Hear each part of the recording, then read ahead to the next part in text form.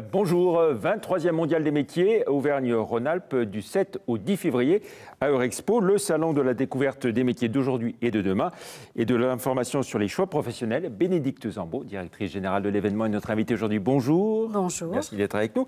Alors, un événement original qui est porté par l'AROM, l'association pour la promotion et l'orientation des métiers, avec à la fois les professions, la région et l'État.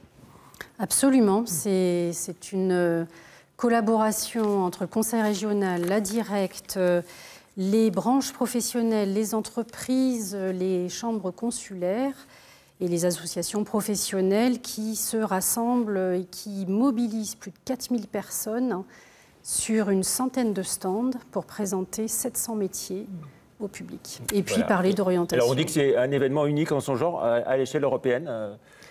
Je pense qu'il est unique de par sa construction très particulière, qui est une construction tournée vers le contenu, c'est-à-dire que c'est un événement didactique. Les visiteurs s'y retrouvent très simplement par rapport à des domaines professionnels ou des thématiques comme celle de l'apprentissage, de l'orientation, et ainsi sont guidés dans leur cheminement, non pas par une foison d'enseignes, mais par des thèmes qui vont les attirer, ou pas, ou moins, ou plus. Et ainsi faire leur chemin pour leur orientation. Voilà, donc vous l'avez dit, il y a 700 métiers au total qui sont présentés, dont une centaine en démonstration pendant ces 4 jours.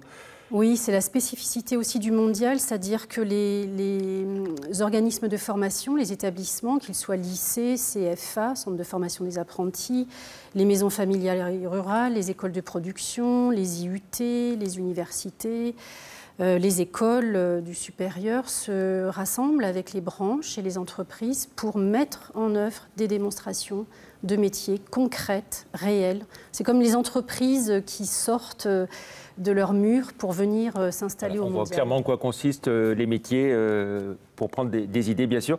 Alors, 4 grandes thématiques sur lesquelles on va revenir. La première, c'est les impacts du numérique. Alors c'est la mutation, la transformation actuelle de la société, et cet impact, on le voit dans tous les métiers. Donc le mondial des métiers est aussi la vitrine de ces métiers qui se transforment, qui évoluent, de nouveaux métiers qui émergent. Et pour cela, chaque domaine professionnel va parler de l'impact du numérique dans ces métiers. On sait que oui, plus de la moitié des métiers de 2030 ou 2040 n'existent pas aujourd'hui. Alors ce sont des nouveaux métiers, mais ça c'est un sujet assez... Il y a tellement de statistiques différentes et divergentes là-dessus que c'est un peu difficile. Je pense qu'il faut simplement venir et comprendre quelles compétences sont utiles pour demain, et le mondial, il apporte ça. Deuxième grande thématique, c'est tout ce qui tourne autour de l'alternance et de l'apprentissage, qui a été remis au goût du jour, bien sûr, avec cette nouvelle loi. Oui, on sait que se former en alternance et par la voie de l'apprentissage est une voie performante pour s'insérer dans l'emploi, puisque plus de 70% des personnes qui se forment de cette façon s'insèrent dans l'emploi facilement. Donc évidemment, sur tous les pôles de métiers, on parle aussi de cette voie de formation. Il sera question aussi, bien sûr, troisième thématique, l'orientation, la formation, l'emploi tout au long de la vie. Alors c'est aussi une question importante, et le mondial, sa spécificité, c'est de pouvoir montrer entre un besoin de compétences, des métiers, qu'est-ce que sont les métiers, qu'est-ce que sont les entreprises et les organisations professionnelles, comment on se forme pour s'insérer dans l'emploi. Et ce chemin-là, on l'a de façon très pratique et complète.